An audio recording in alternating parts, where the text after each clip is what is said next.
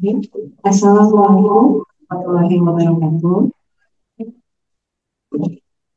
Salam sejahtera bagi kita semua dalam Nama Swastiastu, Namo Buddhaya, Salam sejahtera. Yang terhormat, Kepala Suku Badan Kesbangpol, Kota Administrasi Jakarta Selatan, Bapak Dirman H, Dirjen Direktur Polri Kemendagri RI, Bapak Dr. Andes Akbar Ali, MSI, Dianesa Foundation, Ibu Mas Diana Wulandari, PSI MA, Pemerhati Politik, Bapak Haji Yusuf Sabiandra, Juru Bahasa Isyarat KD Sinarlima Pradiwi, perwakilan sekolah di wilayah Kota Jakarta Selatan, perwakilan DPPI Kota Jakarta Selatan, perwakilan PPI Kota Jakarta Selatan, dan para hadirin yang saya hormati. Puji dan syukur kami ucapkan atas kehadiran Tuhan Yang Maha Esa, karena atas rahmat dan karunia kita dapat berkumpul di acara penerapan pemahaman kuliah bidang politik tahun anggaran 2025 dan sehat. Hadirin yang berbahagia, marilah kita menyanyikan lagu kebangsaan Indonesia Raya dilanjutkan dengan pembacaan teks Pancasila. Hadirin dimohon berdiri.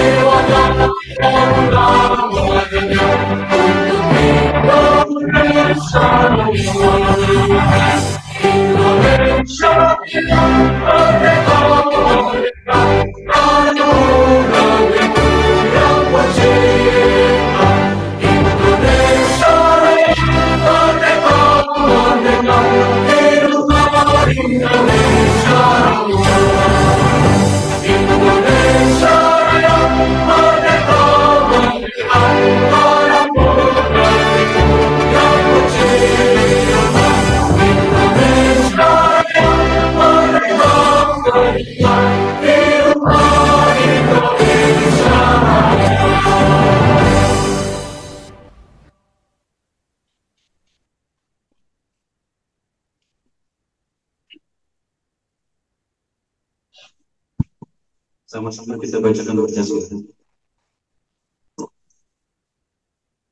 Pancasila. Satu, ketuhanan yang Maha Esa. Dua, kemanusiaan yang adil dan beradab.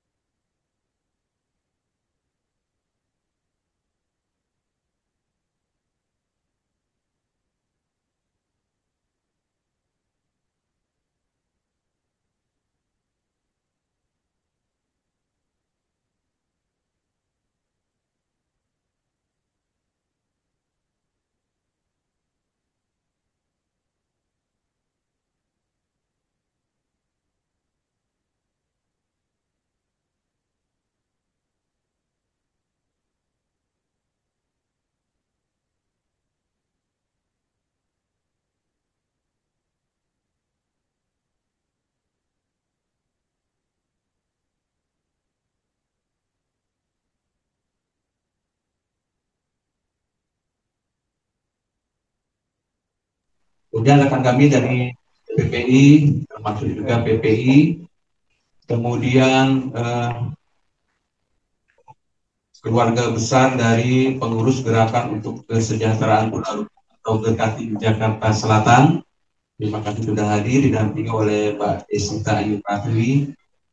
Kemudian juga berhadir di sini dari siswa sekolah dan pendamping, para pendamping. Boleh sambil tunjuk tangan ya. Dari SMA Jia 4, izin tunjuk tangan. Oh, malu-malu sih Kak, tunjuk tangan gini. Berikut SMA 66. Kali depannya, terima kasih Pak. Kemudian dari SMK 20. Kemudian dari SMK 28. 28 Ibu. Kemudian SMK 47. 47 yang sering dipakai ruangan ini. SMK 47 apa 57 ya itu ya? Oh 57. Udah lama kita nggak kesana juga. Terima kasih Pak. Kemudian SMK Bina Putra. Oh, di Pondok itu. Kemudian SMA Kolase Gonzaga. Nah, kemudian dari SMA Pangudi Jakarta. Nah, ini calon Menteri Keuangan nih kayaknya nih, abang berempat. Nah, rambutnya pada gondrong. Insya Allah nanti jadi keuangan ya. Oke, hari ini luar biasa. Kami bersyukur sekali bisa dihadiri, terutama dari keluarga besar Gekatin. Saya spesial buat Gekatin mau bikin pantun ya. Siap. Terima kasih. Tulang sutra mahal harganya. Untuk pengantin gak ada duanya. Salam sejahtera dan bahagia untuk Gekatin maju bersama.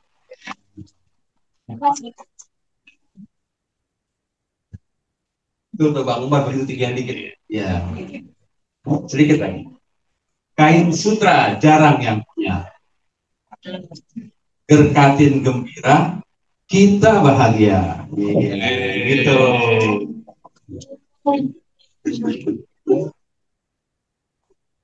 Luar biasa hari ini.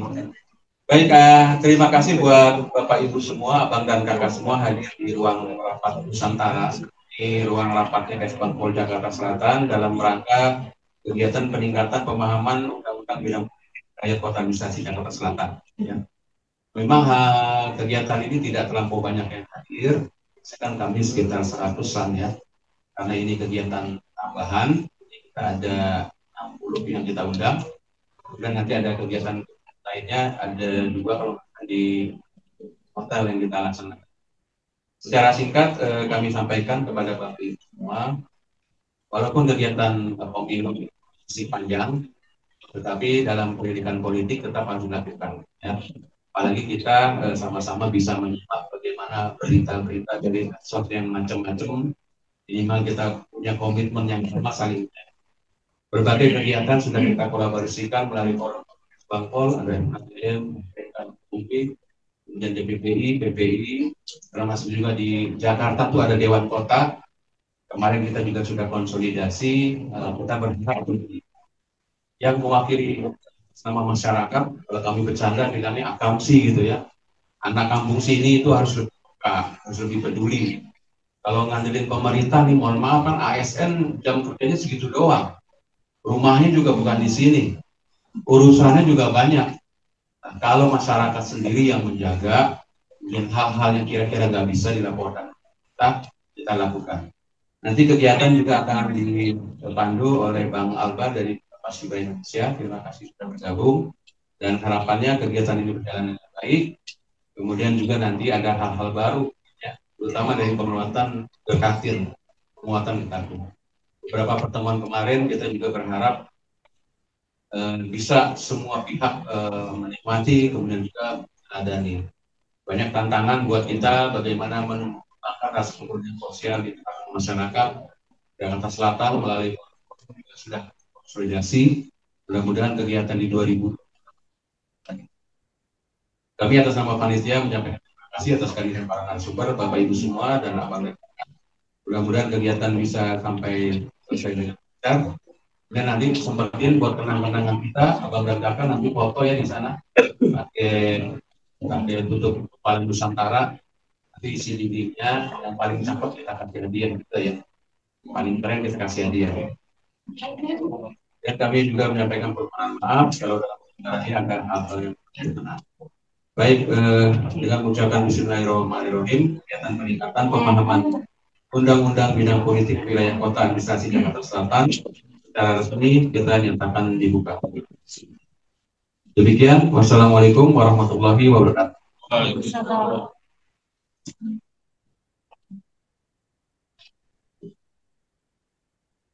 Agar acara peningkatan pemahaman undang-undang bidang politik tahun anggaran 2025 berjalan dengan lancar, mari kita bersama-sama panjatkan doa yang akan dipimpin oleh Kak Muhammad Rafi. Kepada Kak Rafi dipersilakan.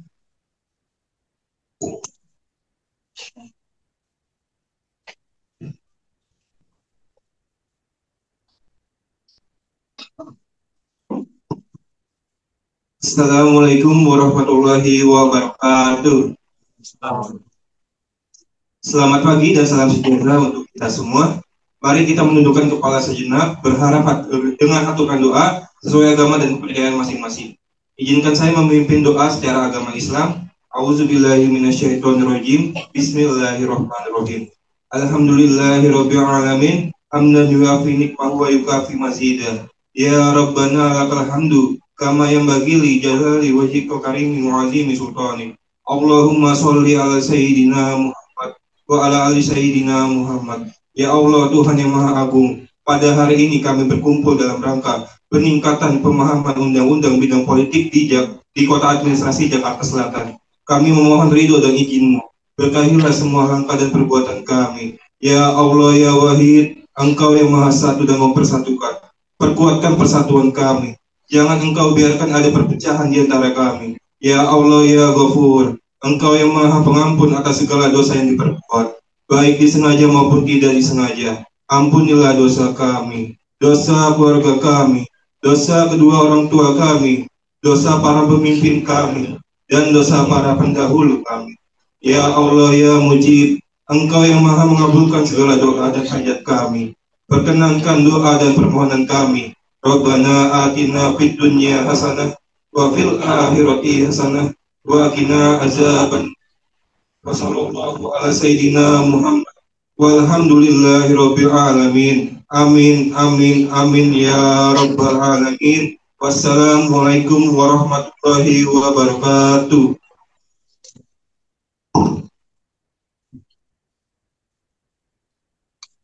Selanjutnya, sesi foto bersama Bapak Kasubag Kesatuan Bangsa Politik Jakarta Selatan, para narasumber, moderator, dan para peserta. Dimohon kepada para peserta dapat berdiri di tempat duduknya masing-masing.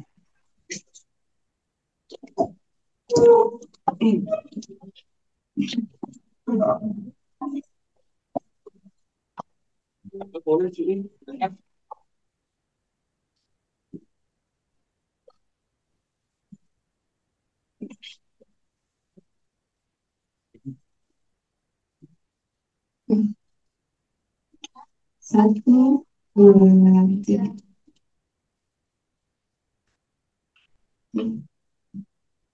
Ketiga ya, mabar. Izin Bapak dimabar. Satu, dua, tiga. Udah tiga yang lagi Pak? Oh ya. Nanti sore.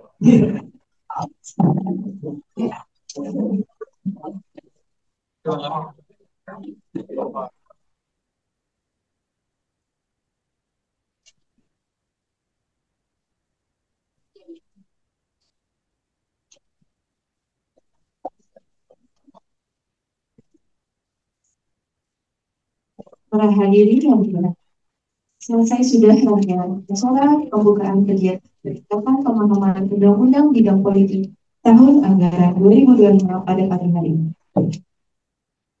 Untuk para narasumber dan moderator kami persilakan yang kami sering. Kepada Kak Awi Mbak Abul sebagai moderator kami, dipersilakan untuk memandu acara diskusi pada pagi ini.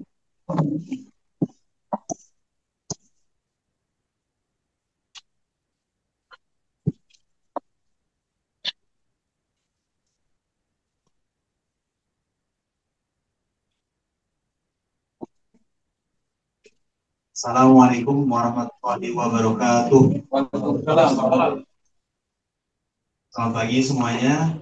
Puji syukur kita bisa berkumpul, berdialog peran generasi muda dalam demokrasi. Tema yang dekat banget nih sama kita karena peran generasi muda, terutama bagi teman-teman di sini para peserta dari sekolah, tentang nih kewajiban kita dalam politik untuk melek demokrasi seperti apa. Di sini kita bakal belajar, diskusi, dan berbagi pandangan bagaimana anak muda nih bisa berperan aktif dalam politik yang sehat dan juga bertanggung jawab. Perkenalkan kembali, nama saya Alwi Bahur. Saya dari Purna Paskibraka Indonesia Jakarta Selatan, dan saya akan membantu sesi diskusi kali ini sebagai moderator. Mudah-mudahan bukan cuma jadi moderator yang cuma nanya atau ngobrol, tapi juga bisa bikin acara jadi happy atau seru lah, seperti itu. Jadi perkenalkan narasumber dari yang tengah ada Dr. Andes Akbar Ali. Pak Ali silakan. Dia sebagai Direktur Politik Dalam Negeri, Dirjen Politik Pembangunan Umum dari Kemendagri. Selanjutnya ada Ibu Nyimas Diane Wulandari, ya, dari Dianesia Foundation. Di ujung ada Bapak Yusuf Satyanegara sebagai Ketua FKDM tingkat Kota Administrasi Jakarta Selatan. Dan juga di ujung sana ada Mbak Desita Ayu Pratiwi sebagai Juru Bahasa Isyarat dan beserta teman-teman. Selanjutnya untuk para narasumber nanti kurang lebih waktu yang disediakan 30 sampai 40. Setelah itu bakal ada sesi tanya jawab di setelah akhir ungkapan.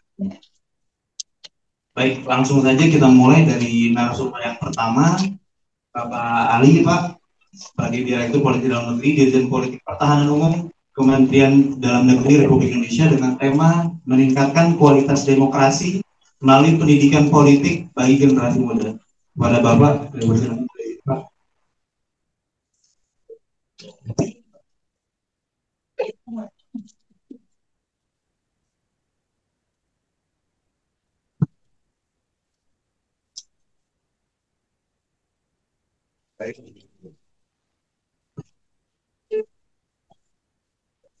Assalamualaikum.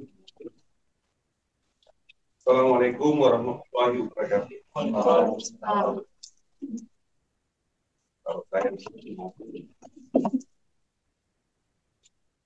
Selamat pagi, selamat datang.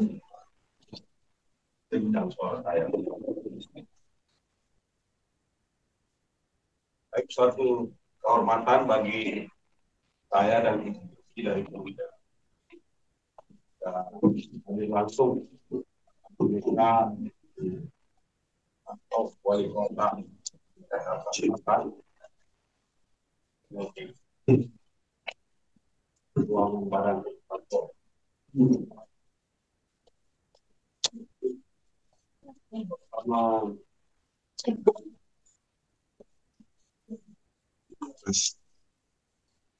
Saya hormati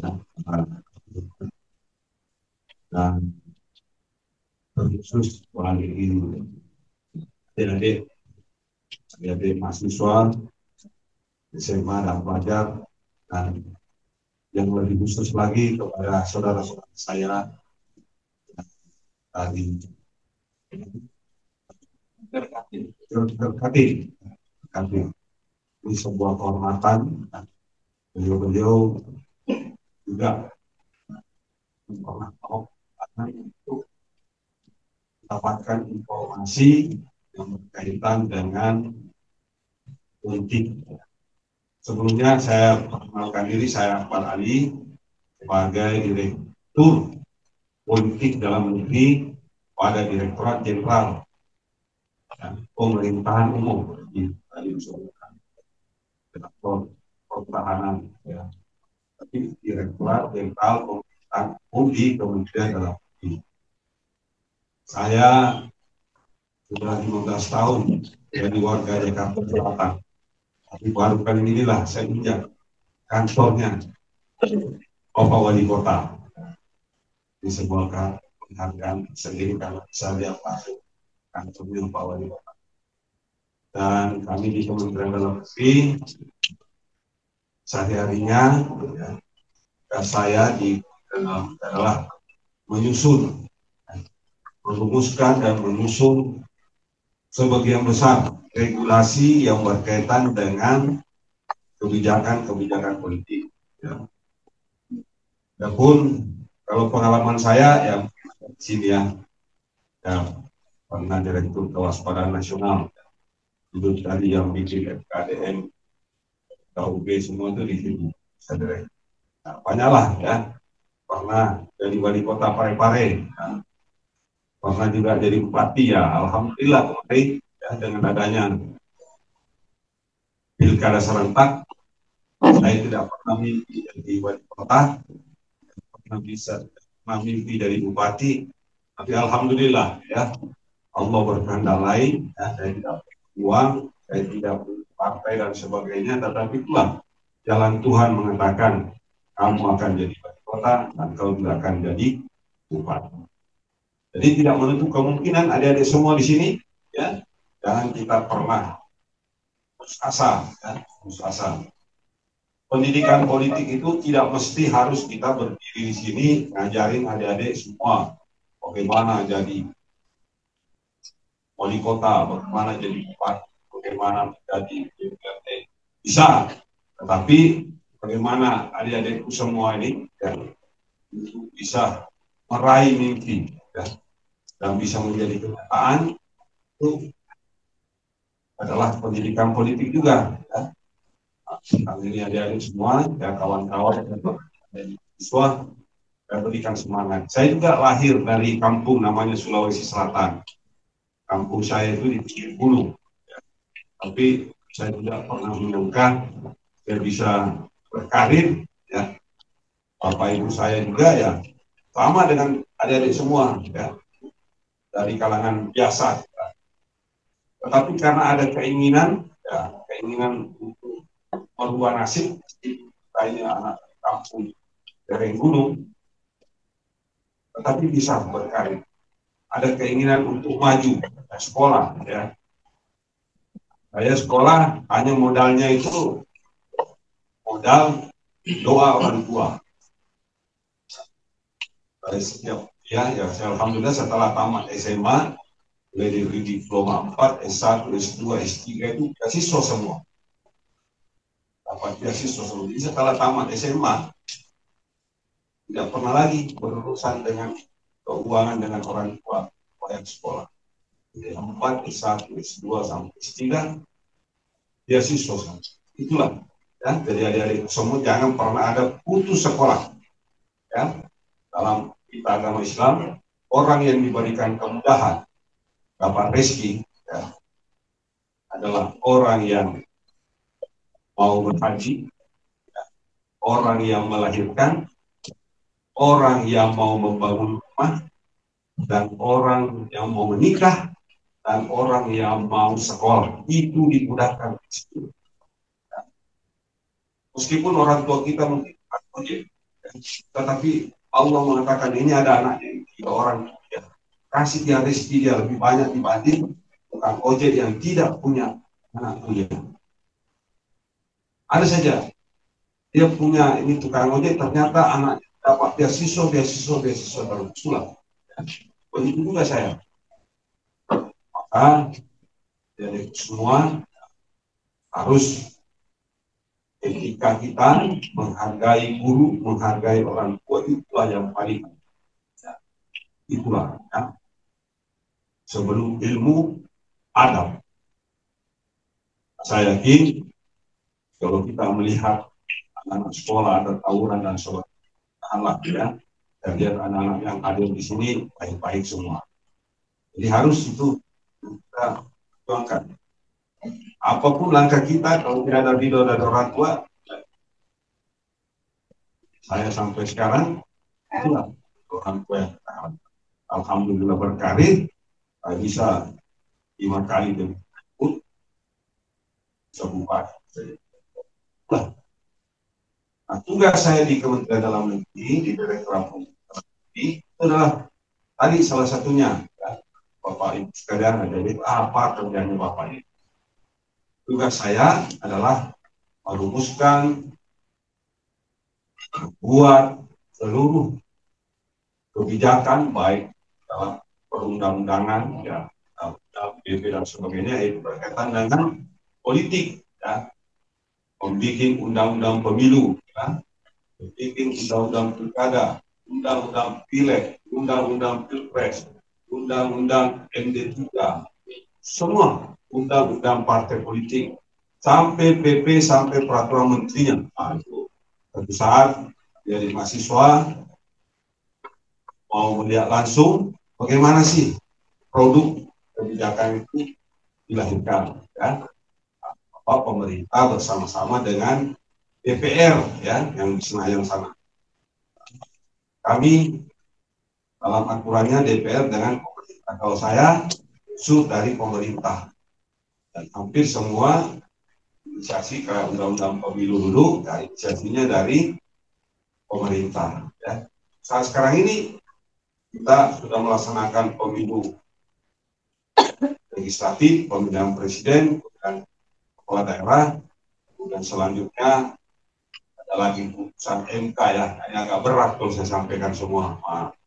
Dan itulah tugas saya untuk nanti menyusun lagi pemilu undang-undang selanjutnya untuk kita pakai dalam pileg presiden ada berikutnya. Ya.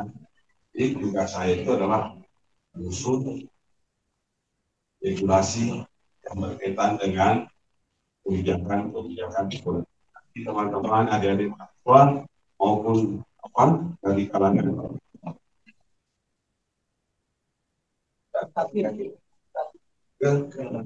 gerkati ada ide-idenya terkait pemilu kemarin.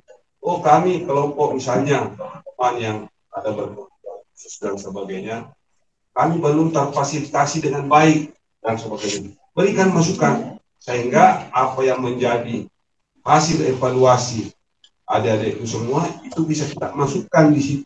Kita bisa berdialogkan dengan teman-teman DPRD bahwa oh, pemilu kemarin ada keterbatasan, ada hal-hal hak-hak yang belum dipenuhi.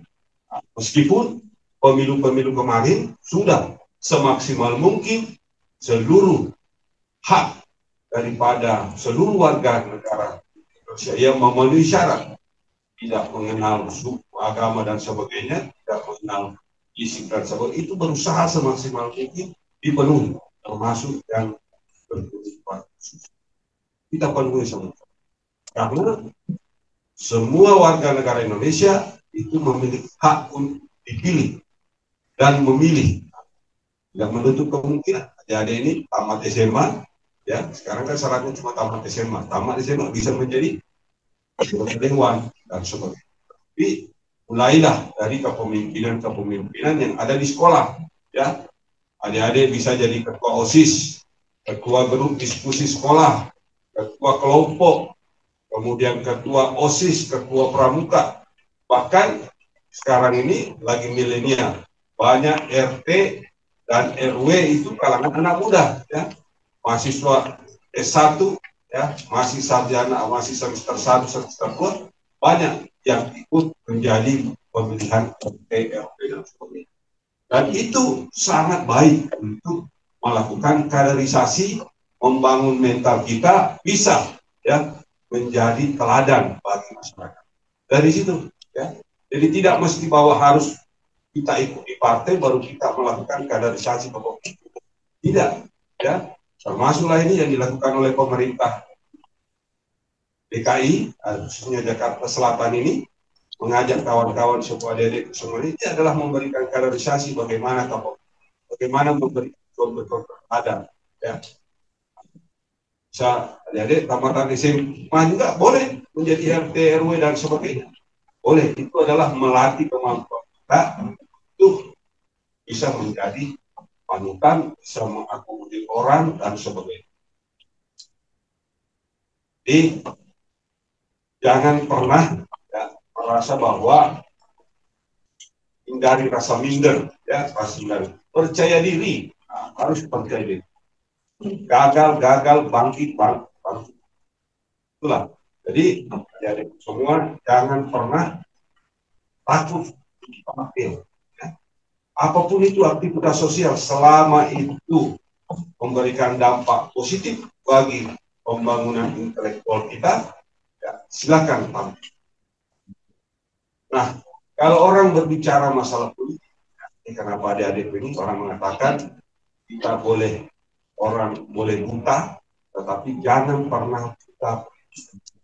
Nah, kalau kita buta politik, apa yang kita lakukan semua ini, harga sembako, harga sepatu, harga biaya sekolah dan sebagainya, itu adalah keputusan politik. Ya, maka adik-adikku semua harus melek politik. Ya, harus paham itu. Meskipun bukan jenjang yang terlalu tinggi, tapi bagaimana strategi kita. Ya, politik itu apa ya? Politik itu strategi. Adik-adik, bagaimana caranya kasih uang sama orang tuanya, misalnya dikasih jajan ya, 10.000 per hari. Bagaimana cara mengatur 10.000 per hari ini bisa saya untuk jajan, atau dikasih jajan 500.000 ya, sebulan. Nah, bagaimana mengatur 500.000 ini cukup untuk saya 1 bulan? Bagaimana? Harus diirit di 500. Beli cimol lah, beli cimin yang murah-murah, beli indomie. Waktu sekolah dulu gitu, ya. Dapat uang beasiswa dari kampung, saya dapat biaya hidup 1 juta, itulah untuk kos. Itu saya harus atur itu, gimana strateginya uang 1 juta ini cukup saya hidup ya, tahun 2000. Itu adalah strategi, itu dalam politik kita. Jadi hidup kita ini apapun yang kita lakukan, adik-adik dari rumah, bagaimana strateginya biar murah sampai ke sini? Nah, ada strateginya. Bagaimana caranya beli baju, beli apa dan sebagainya, kebutuhan kita dengan yang murah, udah itu adalah strategi kita dalam politik. Itu politik yang kita lakukan sehari-hari. Jangan bilang, wah saya kan nggak itu masuk dalam dunia politik. Keseharian kita itu sudah melaksanakan politik. Politik praktis itu, kalau politik praktis akan bagaimana strategi merebut, meraih dan mempertahankan sebuah kekuasaan. Tapi orang rata-rata kalau ditanya apa itu, pasti mengatakan politik itu jahat, ya. Politik itu kotor, ya. Politik itu lebih kejam daripada itu iri. Ya. Pokoknya nggak ada baiknya. Politik korupsi karena banyak dilihat tontonan di media orang politik pakai baju tahanan. Orang bisa berpandangan seperti itu. Jadi politik itu orang mengatakan ada 2 sisi, bisa negatif, bisa positif. Positif itu ketika politik itu buat menjadi anugerah bagi. Jadi politik itu bisa positif, bisa negatif. Dia negatif kalau dikatakan tadi bagaimana merebut dan meraih dan mempertahankan sebuah kekuasaan, mana kekuasaan yang saya raih, saya pertahankan ini, saya gunakan segala cara, yaitu sikut kanan, sikut kiri, tendang kanan, tendang kiri, baru menjilat, baru melompat seperti kodok posisi. Nah, jadi kalau ada politisi yang menghalalkan segala cara, uang haram, uang halal, dia hajar semua, dia sikut, mau teman, mau lawan, dia sikut semua, ya, tendang kiri, tendang kanan, ya, baru menjilat, baru melompat. Nah, itulah bilang politik bodoh. Ya. Politik apa? Politik bodoh. Jadi kalau ada politisi yang seperti ini politik bodoh, kata Pak. Ada juga politisi yang mulia. Politisi yang bagaimana? Adalah politisi yang bagaimana merebut, meraih dan mempertahankan sebuah kekuasaan. Di mana kekuasaan yang dia rebut, dia raih, dia pertahankan, dia pertanggungjawabkan. Dia pertanggungjawabkan kepada siapa? Pertama, harus pertanggungjawabkan kepada diri sendiri. Ya. Saya harus pertanggungjawabkan kepada diri sendiri. Kalau saya berkampanye, harus betul-betul yang rasional. Tidak boleh saya bohongi konstituen saya. Ya. Kalau saya jadi bupati, wali kota, jadi anggota, saya harus berkampanye yang rasional. Ya. Karena kalau saya membohongi orang, saya ada sama dengan membohongi diri sendiri. Itu. Saya harus yakinkan diri saya bahwa saya ini bisa jadi panutan. Baru saya mencalonkan diri menjadi RT, RW, dan harus saya yakinkan diri. Nah, jangan sampai, wah ini mungkin pengedar dan sebagainya, dia keburukannya di tengah masyarakat, dia jadi atau memanfaatkan kekuasaannya, lancarkan profesinya selama ini. Jadi harus yakinkan diri. Kita tidak boleh bohongi diri kita. Dan kita tidak boleh membohongi orang. Kalau membohongi orang, itu sama dengan membohongi diri sendiri. Itu harus bertanggung jawab pada diri sendiri. Yang kedua, politik itu harus bertanggung jawab kepada keluarga. Ketika saya menjadi pejabat, bupati, wali kota, anggota DPR, ketua OSIS, atau apapun itu, saya harus membawa kehormatan keluarga saya. Karena kalau kita korupsi dan sebagainya, bukannya kita saja di penjara malu, anak istri kita pun malu, anak-anak kita tidak mau pergi ke sekolah dan sebagainya. Jadi oleh karena itu harus betul-betul jabatan amanah itu harus kita junjung tinggi dengan sebaik-baiknya. Kita berharap kalau kita jadi bupati, wali kota, anggota DPR, kalau bagus ya, amanah, mungkin orang tua kita sudah menikah. Itu kalau tersenyum dia lihat ya, kita akan memiliki keturunan yang menjadi pemimpin yang amanah. Jadi makanya kalau di luar negeri itu setiap pejabat dilantik harus ada anak istrinya di samping kiri kanannya untuk menyaksikan orang tua atau suaminya itu disumpah dengan Al-Quran atau kitab yang dia yakini bahwa betul-betul ternyata kita mendapat jabatan ini bukan hanya pertanggungjawaban di sini saja, pertanggungjawabannya. Karena korupsi itu bisa muncul dari tuntutan keluarga. Ya. Yang ketiga adalah bertanggung jawab kepada konstituen. Saya sebagai bupati wali kota, ya, anggota DPR, harus saya bertanggung jawab kepada orang-orang yang telah memilih saya. Saya harus, apa harapannya itu saya harus datangi.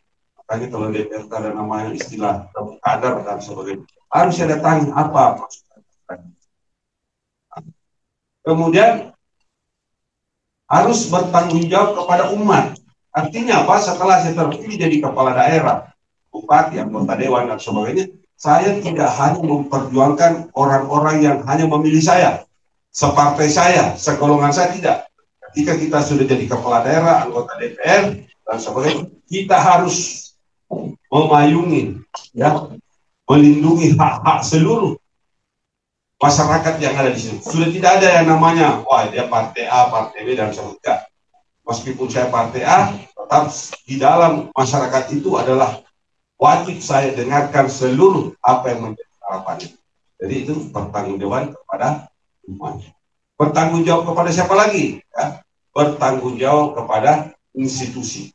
Artinya ketika kita menjadi pejabat dan sebagainya, pejabat apapun ya, pimpinan ormas, pimpinan sekolah, apa yang kita, fasilitas yang kita dapatkan dan sebagainya, itu harus dipertanggungjawabkan. Saya kalau pergi ke daerah Banten, ya, ke Tangerang dan sebagainya, dapat tol 15.000 rupiah, tol itu saya simpan itu karena saya gunakan uang negara. 15.000 ini harus saya bertanggungjawab. Sekecil apapun itu kita harus bertanggungjawabkan. Ini uang negara, harus saya bertanggungjawabkan. Jadi harus bertanggung jawab. Dan terakhir bahwa kita itu adalah pertanggungjawaban kepada Sang Pencipta. Kalau kita menjadi pejabat, penguasa dan sebagainya, atau pimpinan apapun itu, bahwa mungkin kita bisa selamat di dunia, kita bisa bersilat lidah, sehingga kita menang dengan penegak hukum, kita dari KPK, polisi, kejaksaan. Ada pertanggungjawaban sang hal yang tidak bisa kita hindari. Jadi politik yang mulia itu adalah politik bagaimana meraih, merebut, dan mempertahankan sebuah kekuasaan. Di mana kekuasaan yang saya rebut, saya pertahankan ini, saya harus bertanggungjawabkan kepada siapa? Saya harus bertanggungjawabkan kepada diri saya sendiri. Saya harus bertanggungjawabkan kekuasaan itu terhadap keluarga saya. Saya harus bertanggungjawabkan kekuasaan itu kepada konstituen saya. Saya harus bertanggungjawabkan kekuasaan itu kepada masyarakat umum. Saya harus bertanggungjawabkan kepada institusi dan saya akan bertanggungjawabkan kesalahan. Jadi ketika ada orang menjadi anggota DPR, mau 10 periode dia menjadi anggota DPR, kalau dia menggunakan tadi politik kodok, yang menghalalkan segala cara, tidak ada hikmahnya. Kalau dia menghadap sang Khalik nanti gosong pakai. Ya. Tetapi meskipun kita cuma 1 periode dari anggota DPR dan sebagainya, tetapi kita betul-betul menjadikan politik itu menjadi mulia, ya, maka kita akan bercahaya menghadap. Nah, adik-adikku sekarang ini makanya harus melek, ya, jangan sampai berminat terjun di dunia politik atau apapun itu ingin tampil dalam sebuah organisasi, tetapi ternyata hadirnya berharap untuk mendapatkan sesuatu. Nah, kebetulan ini Hari Pahlawan, ya, jadi kita tidak perlu menjadi pahlawan, tetapi kita harus meneladani, ya, nilai-nilai kepahlawanan. Artinya bukan nama gelar yang kita cari, ya, tetapi betul-betul ketulusan kita untuk berbuat, ya, berbuat membantu orang, berbuat baik dan sebagainya. Itulah nilai-nilai kepahlawanan. Jadi tidak mesti bahwa saya harus tampil pahlawan, tidak. Nilai-nilai kepahlawanan lebih penting daripada simbol-simbol menjadi pahlawan. Ya. Jadi saya harapkan dengan kegiatan intens yang dilakukan oleh pemerintah Surabaya ini senantiasa seluruh mahasiswa, adik-adik semua dan seluruh golongan untuk, ya, untuk dilibatkan aktif untuk mendapatkan pemahaman-pemahaman, baik itu hal yang sifatnya mendasar maupun yang nanti ke depan ya sifatnya regulasi, ya. Kalau kita berbicara regulasi berat, ya, berat. Itu adik-adik yang pertama adalah penanaman. Karena adik-adik ini kelas berapa? Umur 15. Nah, pemilu ke depan adik-adik ini sudah menjadi punya hak pilih, ya. Karena 60-65% nanti, ya, yang menentukan ke arah bangsa ini mau kemana adalah adik-adik semua. Siapa yang dipilih? Yang dipilih itulah yang menentukan kita apa kebijakan yang dihasilkan yang akan berdampak terhadap kemaslahatan kita semua. Ya. Ibu-ibu kita, orang tua kita beli sayur, beli ikan dan sebagainya, beli galon, memenuhi kebutuhan keluarga kita. Itu apa yang dilakukan itu adalah kebijakan politik itu. Berapa harga galon, berapa tarif listrik dan sebagainya. Kalau kita tidak memimpin, tidak mendapatkan pemimpin yang amanah, wakil-wakil yang amanah, maka akan mudah nanti pemimpin-pemimpin itu dipengaruhi oleh kelompok orang untuk berbuat di luar aturan. Tetapi kalau kita betul-betul cerdas memilih, bahkan bukan memilih lagi, kita yang ikut terlibat di situ dipilih, maka kita bisa betul-betul niatkan bahwa saya ingin menjadi pemimpin, menjadi wakil rakyat dan apapun itu dalam semua jenjang organisasi, bahwa betul-betul saya ingin berbuat baik. Jadi saya harapkan, ya, adik-adikku semua, ya, termasuk, ya, yang SMA, apalagi yang mahasiswa harus tampil, ya, tampil, jangan minder. Nanti kalau ada di kelompoknya, meskipun itu organisasi apapun itu, yang harus kita bisa tampil, bisa mempengaruhi orang. Kalau ada grup band, masa pimpinan band di situ. Jadi semua, ya, itulah bagaimana kita bahwa keseharian kita tidak luput dari politik. Jadi itu saja barangkali, ya, untuk penyemangat kita. Saya yakin ada banyak pertanyaan. Nah, ini tadi nih, itu buta itu apa tadi? Ini buta yang terburuk adalah buta politik. Dia tidak mendengar, tidak berbicara, dan tidak berpartisipasi dalam peristiwa politik. Dia tidak tahu bahwa biaya hidup, harga kacang, harga ikan, harga tepung, biaya sewa rumah, biaya sewa, biaya SPP dan sebagainya, harga sepatu, harga obat, semua tergantung pada keputusan keputusan politik. Nah itulah ya, berarti kita harus melek yang namanya politik. Jangan sampai ketika kita diberikan kesempatan menggunakan hak pilih kita, saya kan nggak mau, saya ini dan sebagainya. Nah, itu tadi. Karena kalau kita tidak menggunakan hak kita, maka hak kita akan sudah kalah menang dalam sebuah pemilihan dan sebagainya, pemilihan OSIS atau pemilihan senat atau apapun, tidak ada masalah kalau menang itu biasa. Yang jelas kita sudah bisa memberikan pendapat kita terhadap organisasi. Ya, kita bukan makhluk yang pasrah. Minimal kita sudah menuangkan ide gagasan kita. Kenapa saya memilih si bulan karena begini, karena begini. Kalaupun itu kita kalah, nggak ada masalah. Kita puas.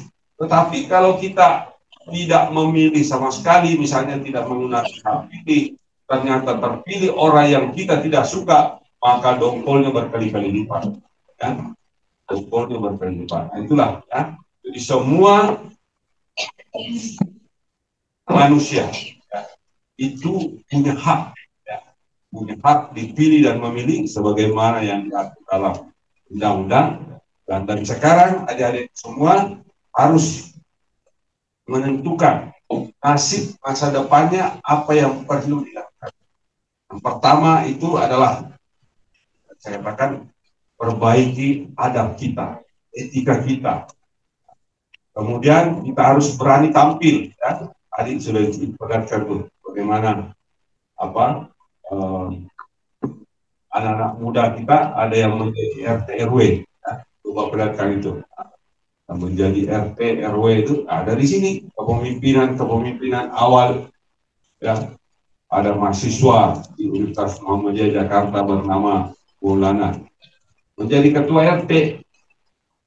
Itu adalah bagian daripada pengabdian, melatih diri.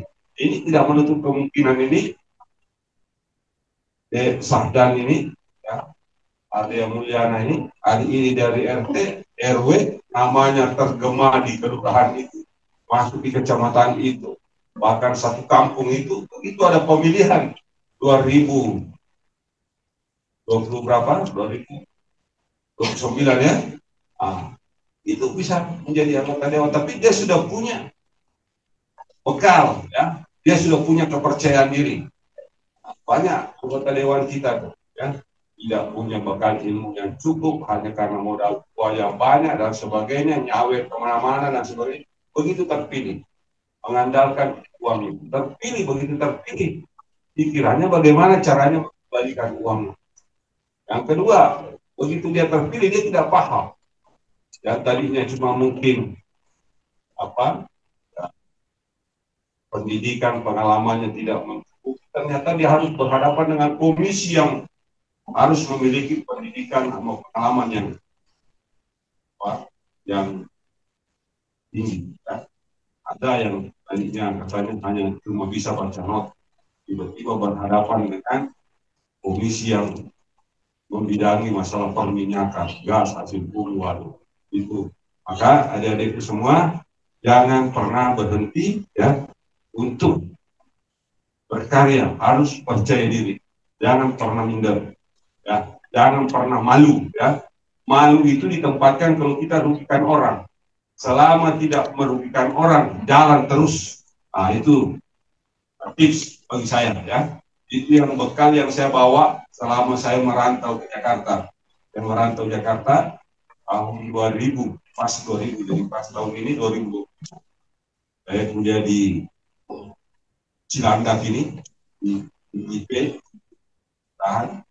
Kalau saya lanjutkan di Universitas Indonesia, kemudian saya di Universitas Pajajaran. Saya tidak pernah malu apapun. Apa aja saya lakukan. Selama saya tidak merugikan orang, itu prinsip saya. Selama saya tidak merugikan orang, saya tidak pernah malu apapun. Bahkan saya jualan kok baju kaos ini di Kemang ini. Saya sering jualan baju kaos di Kemang yang 12 malam. Kalau orang sudah turun dari diskotik, sudah pada berkeringat, saya langsung bilang, Om, baju ini sudah berkeringat, Om, ganti Om. Oh ya, berapa harganya? 35.000 Om baju kaos. Nah, dia kalau sudah sama dengan gandengannya 35.000, dia akan sewa 50.000. Lalu diambil itu 15.000. Ambil aja deh. 50.000 satu baju. Saya belinya di Cipadu sana, harganya cuma 12.000. Jadi sehari saya bisa untung satu baju itu sekitar 35.000. Laku sehari bisa 30 biji.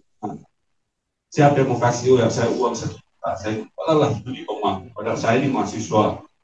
Tapi saya tidak peduli. Selama saya tidak rugikan orang, saya maju. Begitulah. Ada saja jalan cerita bagus daripada ambil. Mungkin itu yang dapat saya sampaikan. Ya ini juga nih. Apa yang kita lakukan dalam memperkuat demokrasi dan literasi pemerintahan politik diantaranya sekolah dan kuliah dengan serius dan bertanggung jawab. Meningkatkan minat baca menulis, meningkatkan minat diskusi, bedah buku, memahami kewajiban, menolak politik uang, menghargai perbedaan, dan sebagainya. Yang jelas, hindari namanya politik kodok, ya. Politik kodok. Beritanya apa itu politik kodok? Sikut kanan, sikut kiri. Tendang kanan, tendang kiri, melompat baru menjilat. Itulah kodok itu.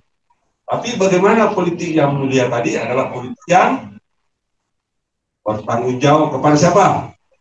Kepada diri sendiri, kepada keluarga, kepada siapa? Konstituen, kepada umat, kepada institusi, dan kepada sang pencipta. Terima kasih. Wabillahi taufiq wa hidayah. Wassalamualaikum warahmatullahi wabarakatuh.